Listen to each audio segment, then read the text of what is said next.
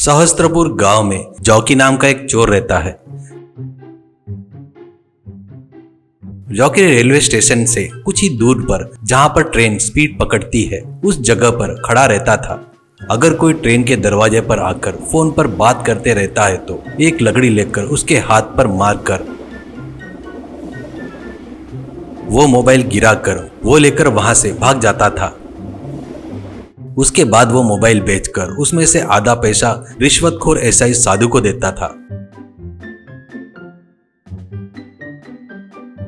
ऐसे ही रहते हुए एक दिन पुलिस स्टेशन में जॉकी से एसआई, क्या रे जॉकी, मेरा नाम पता है ना, साधु है। देख, मुझे देने वाला कमीशन बहुत कम हो रहा है, लोड बढ़ाओ, मुझे बहुत जरूरत है पैसों की, ऐसा कहता है। जॉकी, आप बताए उतना आसान नहीं है सर, चोरी आप किए तो पता चलेगा सर आपको वो दर्द। चलो दोनों मिलकर चोरी करते हैं, ऐसा कहता है। एसआई, तेरी तो ऐसी की तैसी, क्या रे तुम लोग मुझे ही उल्टा जवाब दे रहे हो। ऐसा उनको लॉकअप में डालकर बहुत पीटता है।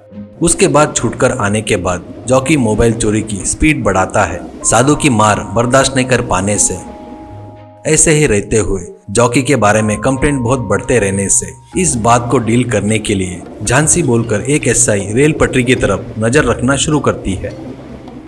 ऐसे नजर रखकर एक दिन जॉकी को रेड हैंडेड पकड़ती है। ऐसे जॉकी उसके पीछे साधु है करके सच बता देता है। इससे जॉकी को अरेस्ट करके झांसी साधु के पुलिस स्टेशन में लेकर जाती है। ले जाकर जॉकी बताए सो सच है या नहीं करके पूछती है तो साधु, ए झांसी, तू जैसी एसआई है ना, मैं भी वैसा ही एसआई हूँ। तुमको मुझे पूछने का अधिकार राइट्स नहीं है। मेरी सटकी ना इसी स्टेशन में आकर एसआई के ऊपर इल्जाम लगाए करके केस करूंगा। मैं केस किया तो तुझे कोई भी नहीं बचा सकता।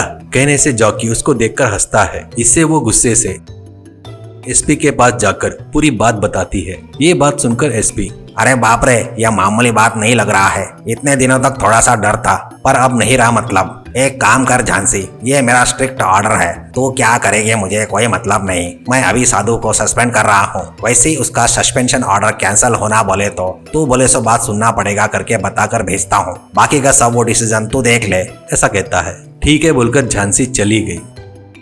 उसके बाद झांसी के पास साधु आता है। उसको देखकर झांसी, नमस्कार चोर एसआई जी, तुम्हारा सस्पेंशन कैंसिल होना बोले तो तुम रोज ट्रेन में कम से कम अपने असिस्टेंट से, वही जॉकी से 10 फोन घुमा देना। यानी तुम फोन पकड़े तो वो लाठी से उछलकर तुम्हारे हाथ पर मारेगा। वैसे मारते रहेगा तो तुमको भी पता चलेगा ना कि लोगों को कितना दर्द होता है करके। नहीं बोले तो तुम्हारी परमानेंटली नौकरी भी जाएगी, सोच लो। कहने से झांसी के कंडीशन को साधु मान लेता है।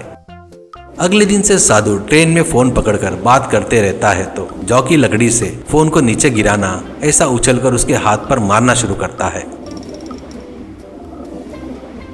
इससे एसपी फुल साधु को वार्निंग देकर भेज देता है।